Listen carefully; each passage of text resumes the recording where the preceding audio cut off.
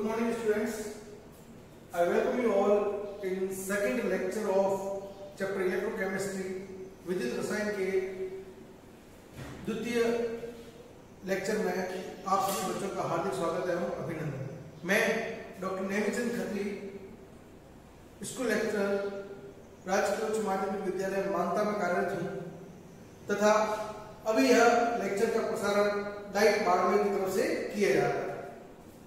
बच्चों, आपने मेरे प्रथम लेक्चर में देखा था कि विद्युत रासायनिक सेल डेनियल सेल क्या होता है, उसमें कौन कौन से इलेक्ट्रोड्स होते हैं। जिंक इलेक्ट्रोड होता है जो एनोड की तरह वर्क करता है तथा कॉपर इलेक्ट्रोड होता है जो कैथोड की तरह कार्य करता है। उसके डेनियल सेल की संरचना का अपन अध्ययन किया था। उसके बाद में अपने सेल का निरूपण, सेल रिप्रेजेंटेशन देखा था तथा उसके बाद में सेल अभिक्रिया, एनोड पर क्या अभिक्रिया होती है, कैथोड पर क्या अभिक्रिया होती है। एनोड पर आपने देखा था ऑक्सीकरण होता है, ऑक्सीकरण में जिंक परमाणु है वो जिंक आयन फॉर्म में विलयन में चले जाते हैं अर्थात जिंक रोड खुल जाती है तथा कैथोड पर अपचयन अभिक्रिया होती है। अपचयन अभिक्रिया में क्या होता है कि विलयन में उपस्थित कॉपर आयन जो है वो उसका अपचयन हो जाता है और कॉपर परमाणु के रूप में इलेक्ट्रोड के ऊपर जाकर चिपक जाते हैं अर्थात कॉपर की छड़ धीरे धीरे मोटी होती जाती है।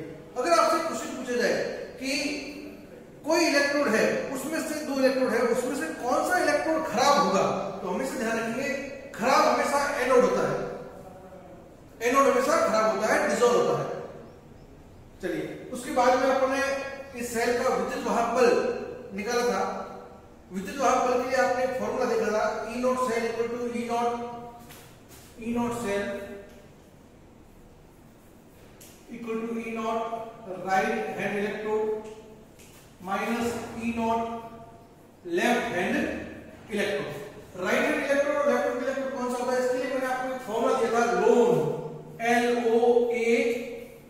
क्या मतलब होता है इस लोन का, यहां L means left hand electrode, left hand electrode जिस इलेक्ट्रोड को आप लेफ्ट साइड में दिखाते हैं। O मींस ऑक्सीडेशन, ऑक्सीकरण अभिक्रिया, इलेक्ट्रॉन का त्यागना ऑक्सीकरण अभिक्रिया कहलाती है तथा इलेक्ट्रॉन का ग्रहण करना अपचयन अभिक्रिया कहलाती है। A मींस एनोड और N मींस नेगेटिव चार्ज। इसका क्या मीनिंग होता है, जो भी इलेक्ट्रोड एनोड बनेगा उसको सेल रिप्रेजेंटेशन के दौरान अपन लेफ्ट साइड में दिखाएंगे। इस एनोड के ऊपर ऑक्सीकरण अभिक्रिया होती है तथा इसके ऊपर नेगेटिव चार्ज आता है। ये सब अपन ने अध्ययन किया था। अब यहां पर देखिए E naught cell equal to E naught right hand electrode. Right hand electrode कौन सा होता है, cathode, minus E naught left hand electrode means anode. तो उस सेल में अपन देखा था ई नॉट कैथोड आपको कौन सा था, copper electrode, copper ion copper, minus E not anode था जिंक इलेक्ट्रोड। हालांकि जिंक के ऊपर ऑक्सीडेशन अभिक्रिया हो रही थी परंतु यहां पर अपन अपचयन विभव ही लेंगे। कॉपर प्लस 2 से कॉपर 0, यहां पर देखिए इसका ऑक्सीकरण क्या था +2, अब क्या हो गया 0, इस +2 से 0 इसका मतलब क्या है, ऑक्सीकरण घट रहा है, इस अभिक्रिया को अपन अपचयन बोलते हैं। इसको देखिए Zn + 2 से Zn, यहां पर भी अपन ने कौन सा विभव लिया, अपचयन। हालांकि एनोड के ऊपर अभिक्रिया ऑक्सीकरण होती है, जिंक आयन में कन्वर्ट होता है परंतु अपन विभव लेते समय इनके अपचयन विभव ही लेंगे। इस दोनों ही इलेक्ट्रोडों के अपचयन विभव अपन लेते हैं। फिर आपको एक टेबल दी हुई है जिसको बोलते हैं विद्युत रासायनिक श्रेणी। इस विद्युत रासायनिक श्रेणी में समस्त धातुओं तथा समस्त तत्वों के उनके मानक अपचयन विभव दिए हुए हैं।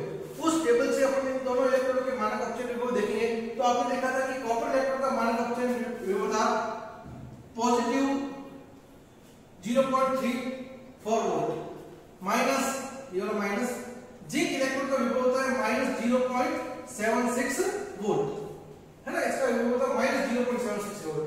अब हमने देखा कि माइनस माइनस क्या हो जाएगा प्लस, तो 0.34 plus 0.76 equal to 1.1 volt. Means मानक परिस्थितियों में इस डेनियल सेल का विद्युत वाहक बल कह दो या विभव कह दो या वोल्टेज कह दो, वो कितना वोल्ट होता है, 1.1 वोल्ट। यह कब होता है, मानक परिस्थितियों में।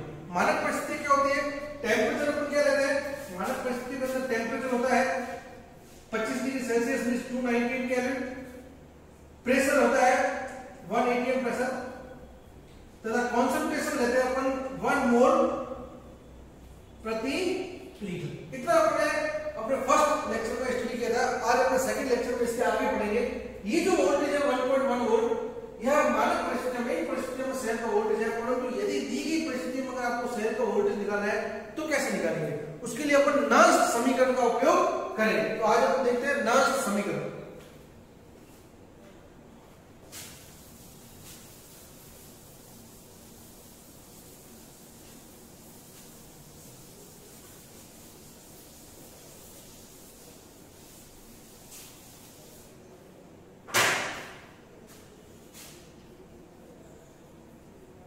नॉन इक्वेशन, नॉन समीकरण।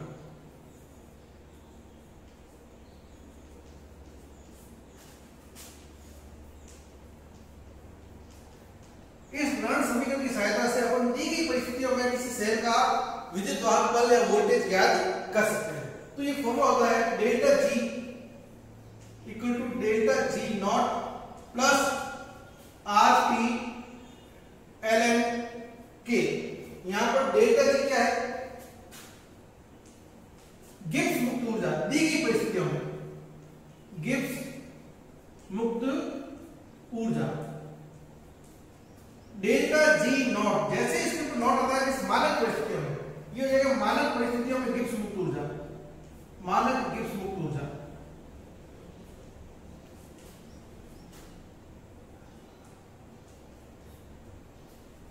आर गैस की ताप होता है, टी टेम्परेचर होता है, केल्विन आपको पता ही है, और के क्या होता है, साम्य स्थिरांक, क्या साम्य अवस्था स्थिरांक।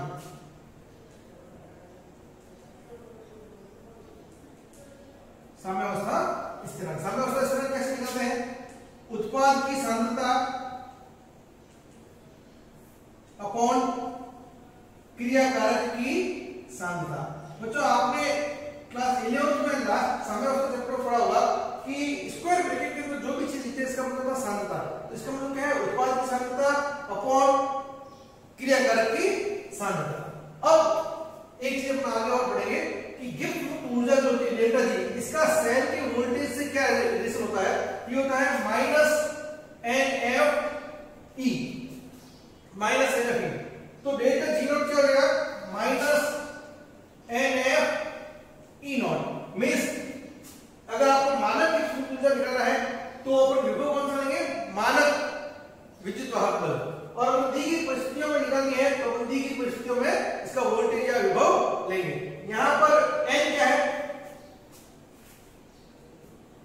इस रासायनिक अभिक्रिया के दौरान, सेल अभिक्रिया के दौरान त्यागी गए अथवा ग्रहण किए गए इलेक्ट्रॉनों की संख्या। इस त्यागी गए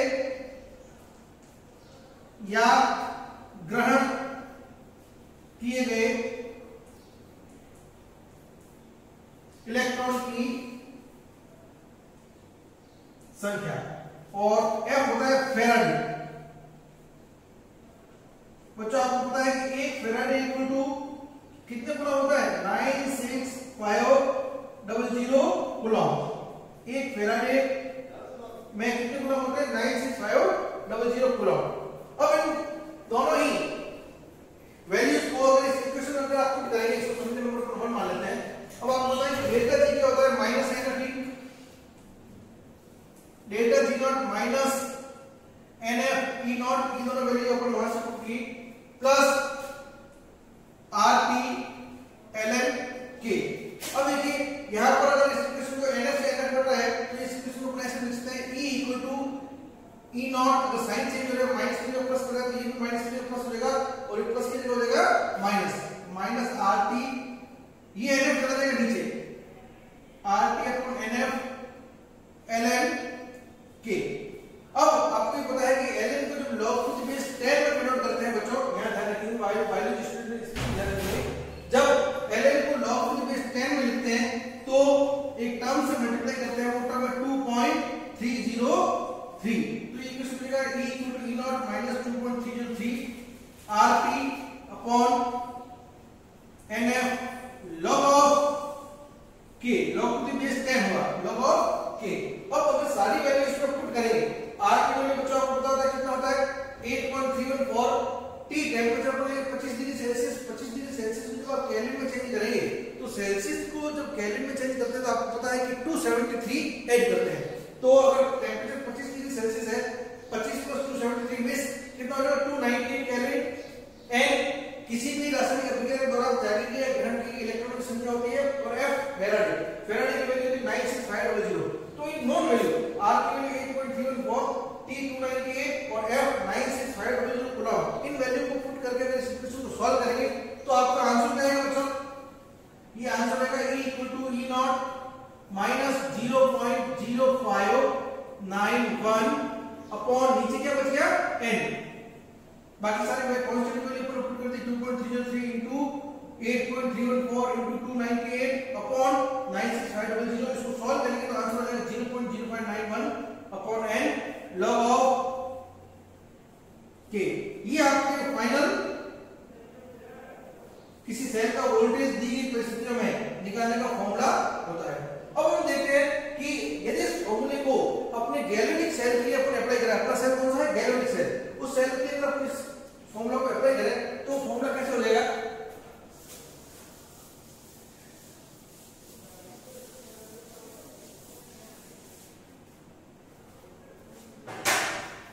डैनियल सेल के लिए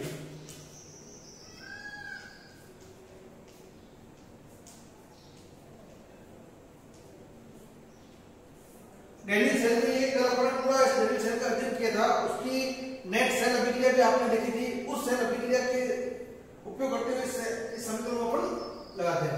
तो आपने कल नेट सेल अभिक्रिया क्या देखी थी, इसको अपन आसानी से समझ सकते हैं। नेट सेल अभिक्रिया को डायरेक्टली अगर आपको लिखना है तो आपको पता है कि जिंक क्या होता है भैया? जिंक एनोड होता है। एनोड के ऊपर क्या होता है? ऑक्सीडेशन। ऑक्सीडेशन में जिंक परमाणु में जिंक आयन फॉर्म में विलय में बाहर है, तो जिंक Zn+2 में कन्वर्ट होता है। फिर ये इलेक्ट्रॉन एनोड से कैथोड की ओर जाते हैं और कॉपर इलेक्ट्रॉन के ऊपर क्या होता है? अपचयन। अपचयन में क्या होता है? विलय के ऊपर से कॉपर आयन ये दो इलेक्ट्रॉन ग्रहण कर लेंगे और कॉपर में कन्वर्ट हो जाएंगे। ये फाइनल नेट अभिक्रिया आप देख सकते हैं। अगर आपके दिमाग में डैनियल सेल का स्ट्रक्चर या किसी भी सेल का स्ट्रक्चर है तो उसकी सेल अभिक्रिया आप सीधे लिख सकते हैं। एनोड के ऊपर ऑक्सीडेशन होता है, सो Zn किसमें कन्वर्ट हो जाएगा? Zn+2 में। कैथोड के ऊपर अपचयन होता है, सो कॉपर+2 किसमें कन्वर्ट हो जाएगा? कॉपर में। इस समीकरण का उपयोग करते हुए अपन इस डैनियल सेल का दी गई परिस्थिति में वोल्टेज निकाल सकते हैं। कैसे? E = E0। बच्चों अभी अपन ने E0 निकाला था। E0 क्या होता है? E0 cell E0 right hand electrode minus left hand electrode. इसको सॉल्व करने से आपकी वैल्यू क्या आई थी? 1.1 वोल्ट। तो डैनियल सेल के लिए E0 होता है 1.1 volt minus 0.0591 upon n। n क्या होता है? इलेक्ट्रॉनों का स्थानांतरण। कितने इलेक्ट्रॉन का स्थानांतरण हुआ? देखिए Zn किसमें कन्वर्ट हो रहा है? Zn+2 में। इस दो इलेक्ट्रॉन से छोड़े वही दो इलेक्ट्रॉन किसमें मिलेंगे? कॉपर में। तो टोटल इलेक्ट्रॉन का स्थानांतरण कितना होता है? 2। दो इलेक्ट्रॉन जिंक छोड़ रहा है, वही दो इलेक्ट्रॉन कॉपर ले रहा है, तो इलेक्ट्रॉन का स्थानांतरण क्या होगा? 2 log of k क्या होता है? उत्पाद की सांद्रता बटा क्रियाकारक की सांद्रता। ये भी अपन देखा। तो देखिए इस डिस्क में उत्पाद क्या है? Zn+2 and copper. उत्पाद की सांद्रता बटा क्रियाकारक की सांद्रता। क्रियाकारक में क्या है आपके? Zn और कॉपर+2। बच्चों यहां पर अपने एक चीज और सीखेंगे कि जो भी चीज सॉलिड है, ठोस अवस्था में, उसकी सांद्रता हमेशा इकाई लेते हैं। तो यहां पर देखिए कॉपर इलेक्ट्रोड है, ठोस अवस्था में, इसकी सांद्रता को क्या लेंगे? इकाई। जिंक की सांद्रता क्या हो जाएगी? इकाई। तो इन दोनों इलेक्ट्रोडों की सांद्रता इकाई होगी। तो पीछे में क्या बचेगा? जिंक आयन की सांद्रता में जिंक सल्फेट की सांद्रता और कॉपर आयन की सांद्रता में कॉपर सल्फेट की सांद्रता। क्योंकि ये दोनों वैल्यू ठोस अवस्था में किसी भी ठोस की सांद्रता हमेशा इकाई होती है, इसलिए दोनों इकाई हो जाएंगे। अब फाइनल इक्वेशन अपनी क्या बचेगी? E = 1.1 volt minus 0.0591 upon 2 log of zinc sulphate की सांद्रता अपॉन कॉपर सल्फेट की सांद्रता या जिंक आयन की सांद्रता अपॉन कॉपर आयन की सांद्रता। बच्चों न्यूमेरिकल की सांद्रता आपको दी होती है, तो जो भी वैल्यू दी होगी उसको अपने आप पुट करेंगे और अपना फाइनल आंसर आ जाएगा। सो अगर इनकी सांद्रता C1 और C2 मान लें तो क्या हो जाएगा? 1.1 minus 0.0591 upon 2 log of suppose zinc sulphate की सांद्रता C1 है और कॉपर सल्फेट की सांद्रता C2 है, तो ये इक्वेशन इस तरह से बनेगी। यदि आपको जिंक सल्फेट की सांद्रता न्यूमेरिकल में 10 मोलर दी हुई है तो यहाँ पर 10 आ जाएगा और कॉपर सल्फेट की सांद्रता 1 दी हुई है तो यहाँ पर आ जाएगा 1। जो भी सांद्रता दी है करेंगे, उसका लॉगरिथम निकालेंगे तो ये दी गई परिस्थिति में आपका वोल्टेज निकल जाएगा। तो इस तरह से ये डैनियल सेल का स्ट्रक्चर कंप्लीट हुआ। अपन ने डैनियल सेल की संरचना पढ़ी, फिर उसका सेल रिप्रेजेंटेशन पढ़ा, फिर सेल अभिक्रियाएं देखी, उसके बाद में मानक परिस्थिति में वोल्टेज और दी गई परिस्थिति में वोल्टेज गण समीकरण की सहायता से कैसे निकाला जाता है, ये पूरा अपन ने देखा। Thank you.